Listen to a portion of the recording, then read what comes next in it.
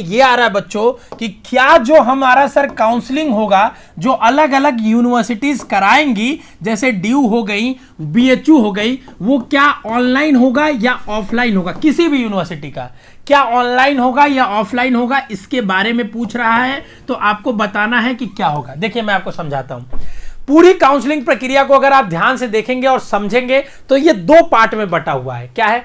पहला पार्ट ये है कि आपको उसके वेबसाइट पे जाके रजिस्ट्रेशन करना है मेरे बाबू, ठीक है ना, रजिस्ट्रेशन करना है, ठीक है। वेबसाइट पे रजिस्ट्रेशन करेंगे बेसिक डिटेल डाल के। ऑलरेडी जब वहां आप रजिस्टर करने जाएंगे तो एनटीए वाला जो आपने फॉर्म में भर दिया उस यूनिवर्सिटी को, अगर तो एनटीए वाला आपका डाटा उस यूनिवर्सिटी को भेज देता है। तो आप रजिस्टर करेंगे तो आधा डाटा तो आपका वहां ऑलरेडी रहेगा अवेलेबल, बाकी डाटा आप एडिट करके उसमें चेंज कर सकते हैं, जैसे कैटेगरी चेंज कर सकते हैं, एड्रेस चेंज कर सकते हैं, ये सारी चीजों को चेंज कर सकते हैं, ठीक है ना, ये सारी चीजों को चेंज कर सकते हैं। उसके बाद हमको क्या करना है कि अगर हमारे पास क्या करना है बाबू कि अगर हम देखेंगे कि हमने रजिस्ट्रेशन कर दिया, उसके बाद क्या होगी बच्चों, रजिस्ट्रेशन करने के बाद एनटीए क्या करेगी, आपको एनटीए नहीं, आपको जो कॉलेजेस होंगी वो चॉइस फिलिंग के ऑप्शंस देते हैं, ठीक है ना। अब ध्यान से सुनना थोड़ा, ठीक है ना, जस्ट अ सेकेंड। देखो बोर्ड भी अब हैंग करने लगा है, ठीक है ना।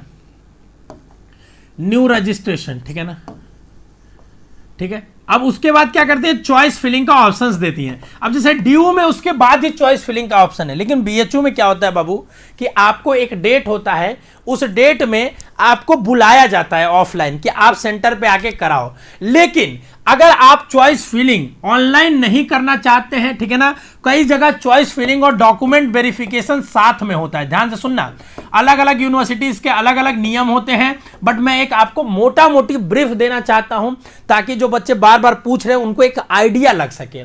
अलग यूनिवर्सिटीज के अलग से बताएंगे, ठीक है ना। तो चॉइस फिलिंग और डॉक्यूमेंट वेरिफिकेशन जो होगा ये मोस्टली यूनिवर्सिटीज में साथ होता है। जैसे बीएचयू में, ड्यू में पहले चॉइस फिलिंग होगा फिर बाद में डॉक्यूमेंट वेरिफिकेशन होगा। तो बीएचयू क्या करता है, आपको दोनों ऑप्शन देता है, ऑनलाइन और ऑफलाइन दोनों का। ऑफलाइन में क्या होता है, वो जो डेट दिया रहता है उसी डेट पे आपका कॉल लेटर वो रिलीज करता है। आपको क्या करता है कि जब आपका मेरिट में नाम आएगा तो आपको कॉल लेटर रिलीज करेगा, वो आपके मेल पे जाएगा, आपको मैसेज भी जाएगा। तो उस कॉल लेटर में एक डेट लिखी होती है, उस डेट पे आपको वहां पे बीएचयू में आना पड़ेगा, जिस फैकल्टी में वहां उसमें लिखा रहेगा प्लेस, वहां जाना पड़ेगा और वहां जाके होगा, ठीक है। ऑनलाइन में उस डेट के पहले तक आपको सारे डॉक्यूमेंट्स अपलोड कर देने होंगे जो जो वो बोलेंगे, और साथ में आपको अपनी चॉइस फिलिंग की लिस्ट भी बना के उसमें डाल देनी होगी। बीएचयू का ये प्रोसीजर है।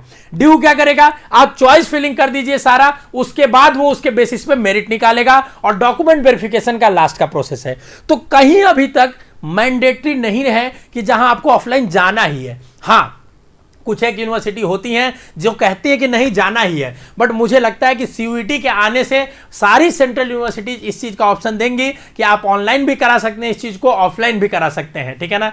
अब इसके बाद क्या होता है बच्चों, उसके बाद क्या होता है, रिजल्ट डिक्लेयर होता है। आपने जो चॉइस प्रेफरेंस बना है उसके बेसिस पे रिजल्ट निकलेगा, आपको बताया जाएगा कि आपको क्या अलॉट हुआ है। मान लीजिए आपको कौन सा कॉलेज अलॉट हुआ है, आपको कौन सा कोर्स अलॉट हुआ है, आपको कौन सा सब्जेक्ट कॉम्बिनेशन अलॉट हुआ है, और उसमें कौन सा ऑनर्स है। इतनी सारी डिटेल्स होती हैं, समझ रहे हो। जैसे ड्यू के लिए होगा तो आपका मान लीजिए हिंदू कॉलेज, ठीक है ना, बीए ऑनर्स, ठीक है, पॉलिटिकल हिस्ट्री ज्योग्राफी और पॉलिटिकल ऑनर्स, इस तरीके से। बीएचयू के लिए है तो कॉलेज में आपका मेन कैंपस, ठीक है ना, मेन कैंपस में अलॉट हुआ, बीए ऑनर्स में अलॉट हुआ, हिस्ट्री ज्योग्राफी एआईसी हो गया, और आपका क्या हो गया, हिस्ट्री ऑनर्स हो गया। इस तरीके से पूरा कॉम्बिनेशन एक एक चीज लिखा होगा।